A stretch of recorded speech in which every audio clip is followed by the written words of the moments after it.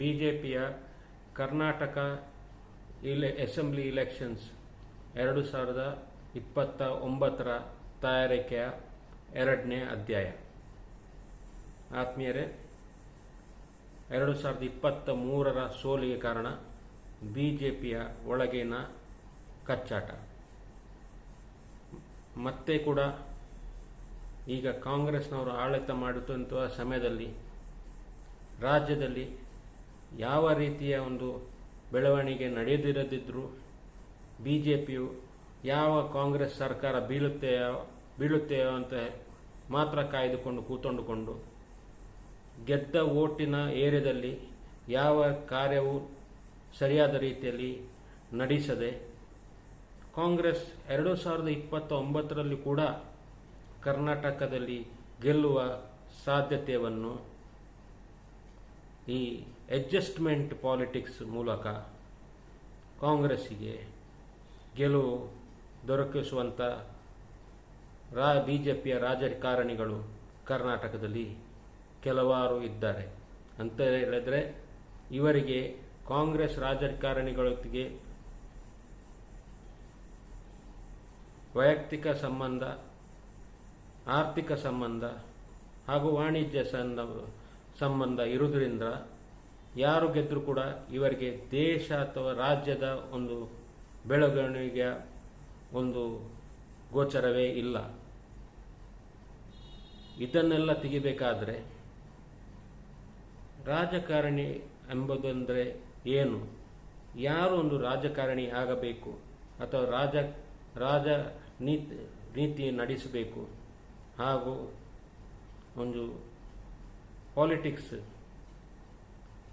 ಅಥವಾ ರಾಜಕೀಯಕ್ಕೆ ಇಳಿಯಬೇಕಂತ ಹೇಳಿದ್ರೆ ಸಾಕಷ್ಟು ಹಣ ಅಥವಾ ಎಲ್ಲ ಜೀವನದ ಸೌಕರ್ಯಗಳಿದ್ದು ದೇಶ ಸೇವೆ, ರಾಜ್ಯ ಸೇವೆ ಮಾಡುವ ಒಂದೇ ಒಂದು ಉದ್ದೇಶ ಇರುವಂಥ ಜನ ಮಾತ್ರ ಕೂಡ ರಾಜಕಾರಣಿ ಆಗಬೇಕು.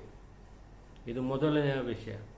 ಎರಡನೇ ವಿಷಯ ಏನಂತ ಹೇಳಿದ್ರೆ, ಚುನಾವಣೆ ಹತ್ರ ಬರುವಾಗ ವೋಟ್ಗೆ ಬೇಡಿಕೊಂಡು ಕೇಳಿಕೊಂಡು ಹೋಗುವಂಥ ರಾಜಕಾರಣಿಗಳಿಗೆ ವೋಟ್ ಕೊಡಬಾರದು ಪಬ್ಲಿಕ್.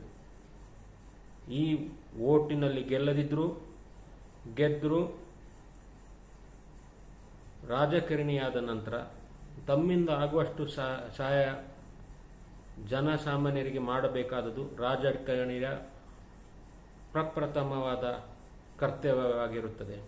ಈಗ ಕಾಂಗ್ರೆಸ್ ಗೌರ್ಮೆಂಟ್ ಇದ್ದರೆ ಕಾಂಗ್ರೆಸ್ ಸರ್ಕಾರದ ರಾಜಕಾರಣಿ ಮಾತ್ರ ಕೆಲಸ ಮಾಡುವುದಲ್ಲ. ಬಿಜೆಪಿ ಅಥವಾ ಕರ್ನಾಟಕದಲ್ಲಿ ಹಲವಾರು ಬೇರೆ ಕೂಡ ಪಕ್ಷಗಳಿವೆ. ಈ ಎಲ್ಲದರಲ್ಲಿ ನೋಡುವುದಿದ್ದರೆ KRS ಪಕ್ಷ ಈಗ ತುಂಬ ಜನರಿಗೆ ಕೆಲಸ ಮಾಡುತ್ತಿದೆ. ಅದನ್ನು ಬಿಜೆಪಿಯವರು ಕಲಿತುಕೊಳ್ಳಬೇಕು. ಖಾಲಿ RSS ಮೋದಿ ಹೆಸರಿನಲ್ಲಿ ವೋಟ್ ಸಿಗ್ತದೆ ಅಂತ ಹೇಳಿಕೊಂಡು ತಾವು ಕೆಲಸ ಮಾಡದಿರುವುದು ಮೂರ್ಖತನ. ಮೋದಿಯವರು ಖಂಡಿತವಾಗಿ ದೇಶವನ್ನು ಉದ್ಧಾರಗೊಳಿಸಿದ್ದಾರೆ. ಆದರೆ ತಾವು ರಾಜ್ಯದಲ್ಲಿರುವಂಥ ರಾಜಕಾರಣಿಗಳು ಇದರಲ್ಲಿ ಚಿಲ್ಲರೆ ಪಾಲಿಟಿಕ್ಸ್ಗಳು, ಚಿಲ್ಲರೆ ರಾಜಕೀಯತ್ವ, RSS ಅಂತ ಹೇಳಿಕೊಂಡು ಕಾಂಗ್ರೆಸ್ಸಿಗೆ ಸಪೋರ್ಟ್ ಕೊಡುವಂಥ ಕೆಲವು ಕದಿಮಗಳು, ಇಂಥವರನ್ನೆಲ್ಲ ಕೇಂದ್ರ ಸರ್ಕಾರ ಪರಿಗಣಿಸಿಕೊಂಡು ನಿಷ್ಕಪಟವಾದ ರೀತಿಯಲ್ಲಿ ಈ ಸತಿ ಯಾವ ರಾಜಕಾರಣಿ ಆಗಬೇಕಂತ ಹುದ್ದೆಗೋಸ್ಕರ ವೋಟಿಗೆ ನಿಲ್ಲುವವರಲ್ಲ. ಒಂದು ಯೋಗಿ ಆದಿತ್ಯನಾಥ್ ಉತ್ತರ ಪ್ರದೇಶದಲ್ಲಿ ಇರುವಂಥ ಒಂದು ಬಾಬಾಜಿ ಅಂತ ಒಳ್ಳೆಯ ಒಂದು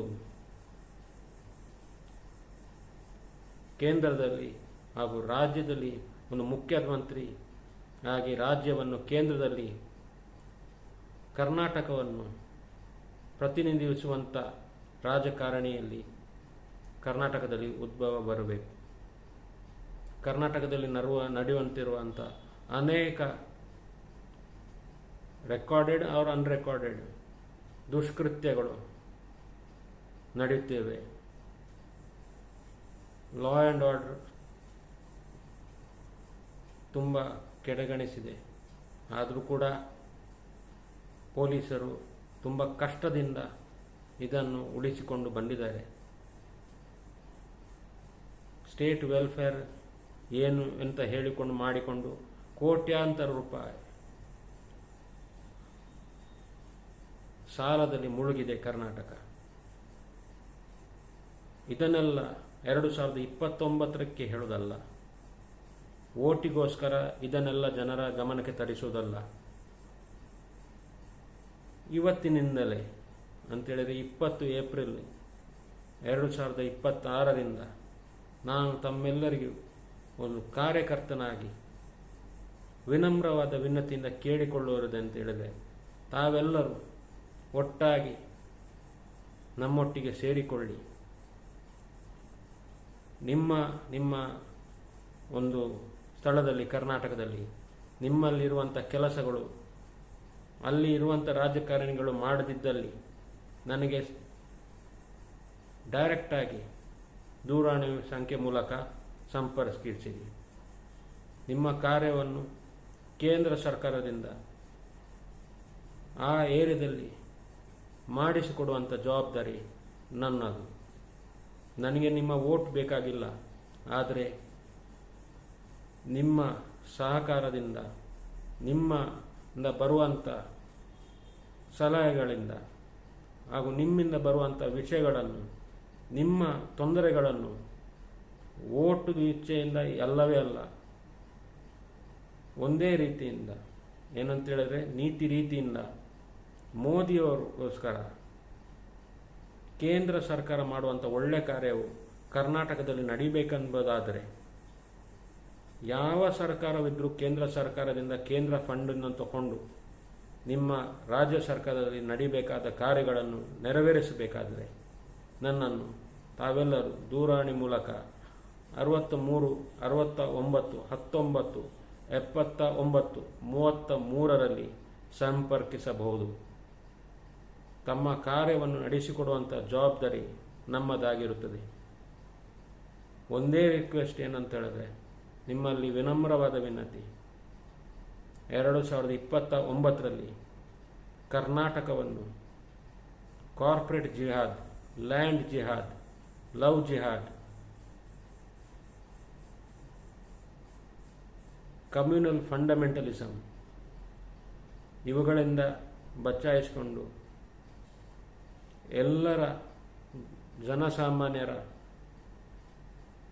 ಉನ್ನತಿಗೋಸ್ಕರ BJPಗೆ ವೋಟ್ ಕೊಟ್ಟು ಮೇ ಅಥವಾ ಏಪ್ರಿಲ್ 2029ರಲ್ಲಿ ನಡೆಯುವಂತಿರುವ ರಾಜ್ಯ ಸರ್ಕಾರದಲ್ಲಿ BJPಯನ್ನು ಗೆಲುವುಪಡಿಸುವುದು ಮುಖ್ಯವಾದ ವಿಷಯವಾಗಿದೆ. ಯಾಕೆಂತ ಹೇಳಿದ್ರೆ 2047ರಲ್ಲಿ ಭಾರತ ಅಖಂಡ ಭಾರತವಾಗಿ ಉದ್ಭವವಾಗಬೇಕಾದರೆ BJP ಸರ್ಕಾರವು ಕರ್ನಾಟಕದಲ್ಲಿ ಗೆಲ್ಲಲೇಬೇಕು. ನಮ್ಮ ಇನ್ನೊಂದು ವಿನಮ್ರವಾದ ವಿನಂತಿ ಪ್ರಧಾನಮಂತ್ರಿಯವರು ಹಾಗೂ RSS ಅವರಿಗೇನಂತ ಹೇಳಿದ್ರೆ, ತಾವು BJPಯಲ್ಲಿ ಒಂದು ರಾಜ್ಯದಲ್ಲಿ ಮುಖ್ಯಮಂತ್ರಿ ಪದವಿಗೆ ಯೋಗಿ ಆದಿತ್ಯನಾಥ್ ಅಂತ ಬಾಬಾಜಿ ಬುಲ್ಡೋಸರ್ ಸರ್ಕಾರ ಚಲಾಯಿಸುವಂಥ ಒಂದು ಪ್ರತಿನಿಧಿಯನ್ನು ಚುನಾಯಿಸಿ ಇಲ್ಲಿ ತರಬೇಕು.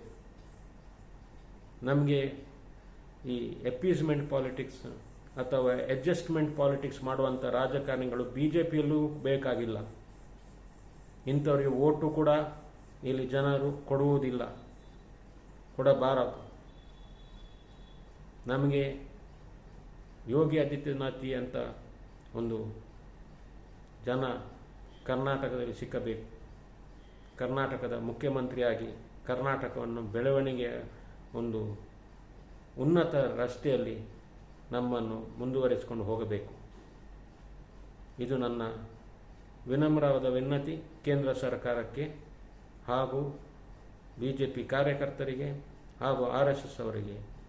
ಎಲ್ಲರೂ ಸೇರಿ ಇವತ್ತಿನಿಂದಲೇ ನನ್ನಲ್ಲಿರುವಂಥ ಮಂಗಳೂರಿನ ಆಫೀಸ್ನಲ್ಲಿ ನನ್ನ ದೂರವಾಣಿ ಸಂಪರ್ಕ ಮೂಲಕ ನನ್ನನ್ನು ಸಂಪರ್ಕಿಸಿ ಸೇರಿ ನಮ್ಮ ಕರ್ನಾಟಕವನ್ನು 2029ರಲ್ಲಿ ಬರುವಂಥ ಚುನಾವಣೆಯಲ್ಲಿ BJPಯನ್ನು ಗೆಲ್ಲಿಸೋಣ. ಜೈ ಹಿಂದ್, ಜೈ ಕರ್ನಾಟಕ, ಜೈ ಭಾರತ.